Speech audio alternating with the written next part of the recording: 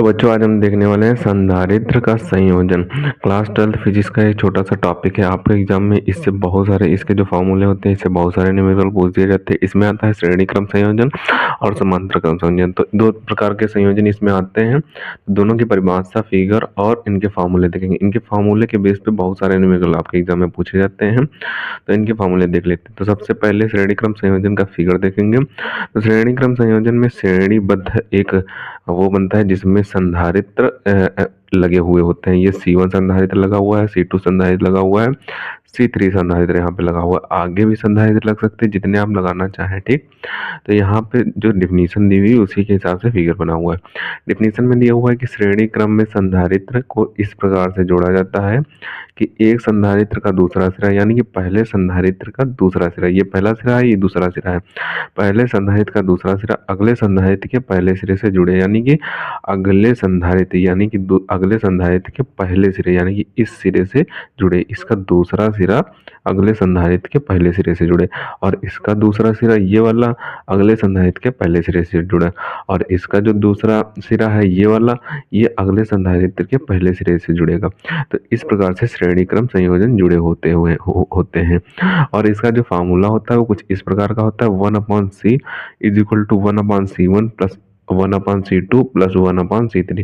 तो श्रेणी क्रम संयोजन का जो फार्मूला होता है वो कुछ इस तरीके से आता है। इसके बेस पे बहुत सारे न्यूमेरिकल पूछे जाते हैं। आपको श्रेणी क्रम संयोजन में यहाँ पे संख्याएं दी होंगी, आपको इनके नीचे संख्या C1 की जगह पे संख्या रखनी है, C2 की जगह पे संख्या रखनी है और C3 की जगह पे संख्या रखनी है और जितनी संख्या दी हुई वो सब भी ऐड करके लिख लेना।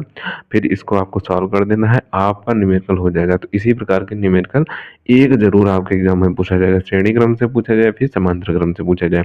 तो अब हम देख लेते हैं समांतर क्रम संयोजन। समांतर क्रम में क्या होता है, तो समांतर क्रम में दिया हुआ है इस क्रम में संधारित्र को इस प्रकार से जोड़ा जाता है कि प्रत्येक संधारित्र का एक सिरा किसी एक बिंदु से, यानी कि प्रत्येक संधारित्र, यहाँ पे जितने भी समांतर क्रम में संधारित्र होंगे उनका एक सिरा किसी एक बिंदु से तथा दूसरा सिरा किसी दूसरे बिंदु से तथा दूसरा सिरा किसी दूसरे बिंदु से जुड़े, यानी कि दूसरा सिरा किसी एक बिंदु से और पहला सिरा किसी एक बिंदु से जुड़े, तो वो समांतर क्रम संयोजन होता है, यानी कि समांतर क्रम संयोजन होता है।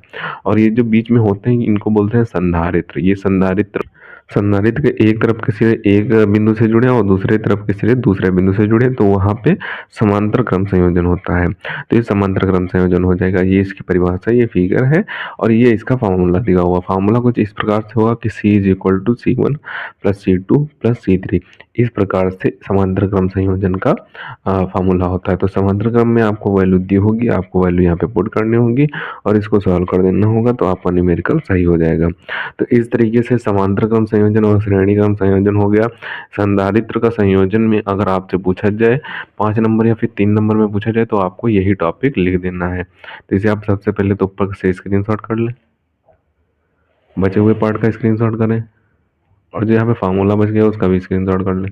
तो इसे आपको अच्छे तरीके से तैयार कर लेना है। एक छोटा सा टॉपिक है और मोस्ट इंपॉर्टेंट टॉपिक है, क्योंकि इससे बहुत सारे न्यूमेरिकल बनते हैं।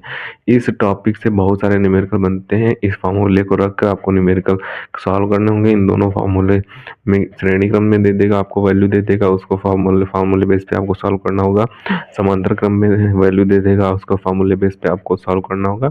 तो इसी तरीके से आपको सॉल्व करना होगा। तो यही होता है श्रेणी क्रम संयोजन और समांतर क्रम संयोजन।